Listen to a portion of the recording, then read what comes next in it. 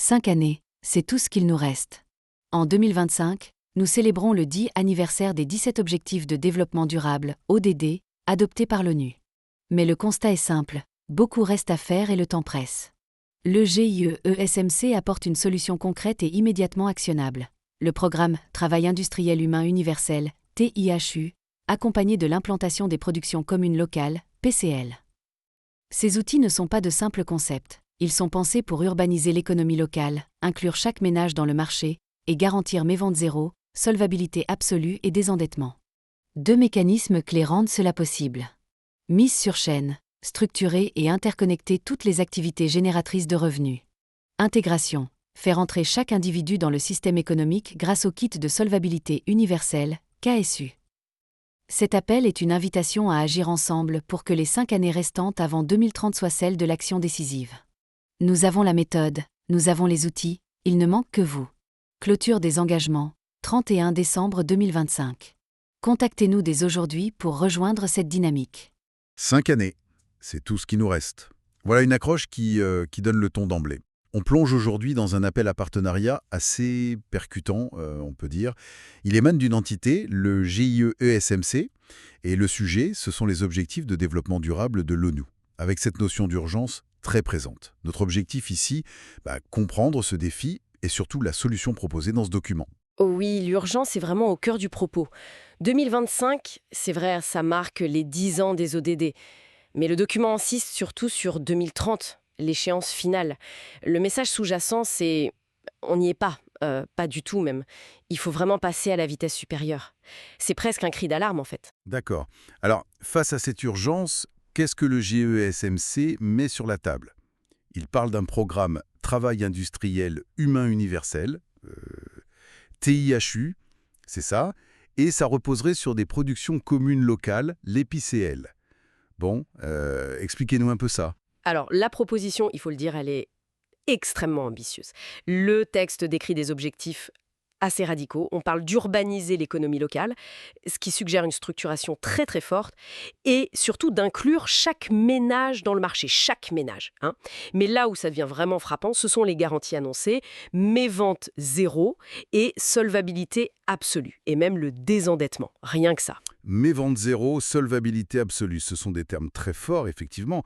Ça interroge. Comment est-ce qu'ils envisagent d'atteindre des résultats pareils? C'est quoi les outils derrière? Eh bien, le document met en avant 2 mécanismes clés. Le premier, c'est la mise sur chaîne. D'après ce qu'on lit, il s'agit de structurer, d'interconnecter toutes les activités qui génèrent du revenu localement. On peut imaginer une sorte de coordination très poussée, peut-être une plateforme qui relie tout le monde, producteurs, consommateurs. L'idée, c'est que tout ce qui est produit soit automatiquement écoulé. Une sorte de circuit économique parfaitement huilé et local, si je comprends bien. Et le deuxième mécanisme? Le deuxième, c'est l'intégration. Et ça passerait par un outil bien précis, le kit de solvabilité universelle, le KSU. L'idée affichée, c'est de faire en sorte que chaque personne, chaque foyer, soit non seulement connecté à ces systèmes, cette économie locale structurée par la mise sur chaîne, mais qu'il y trouve aussi sa place et les moyens de vivre décemment. La fameuse solvabilité absolue, elle découlerait de ça, de cette intégration via le KSU, en théorie du moins. D'accord. Donc, si on résume leur logique, on a ces 2 outils, le KSU et la mise sur chaîne.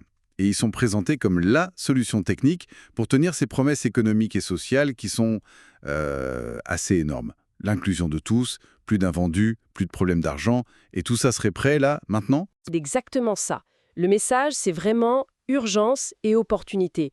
Le GIE-ESMC dit « La méthode est là, les outils sont prêts ». Il y a un appel très clair aux partenaires, entreprises, États, collectivités, à s'engager rapidement. Et il y a une date limite, 31 décembre 2025. Donc oui, l'idée d'une fenêtre d'action très courte est martelée. C'est donc une véritable course contre la montre qu'ils proposent, avec une solution clé en main selon eux. En résumé, oui, c'est tout à fait ça. Le document positionne le TIHU et les PCL comme la solution concrète. Peut-être même la seule à les lire, pour vraiment faire bouger les lignes sur les ODD avant 2030. Il trace un lien direct, de cause à effet, entre leurs mécanismes, la mise sur chaîne, l'intégration via le KSU et les résultats promis. inclusion, solvabilité, zéro mévente. C'est un package complet. L'appel à l'action est donc très insistant, oui. Et il repose sur cette affirmation d'avoir trouvé la solution technique finalement. Tout à fait, et ça soulève une question de fond, si on reste strictement sur ce que dit le texte. Quand on lit des affirmations aussi fortes que mévente zéro et solvabilité absolue, présentées comme des résultats directs de ces mécanismes très spécifiques, la mise sur chaîne et le KSU, on peut se demander quelles hypothèses économiques, sociales ou même comportementales faudrait-il considérer comme vraies pour qu'un tel système fonctionne réellement comme décrit et puisse tenir de telles garanties. C'est une interrogation qui découle directement de la lecture de ce document.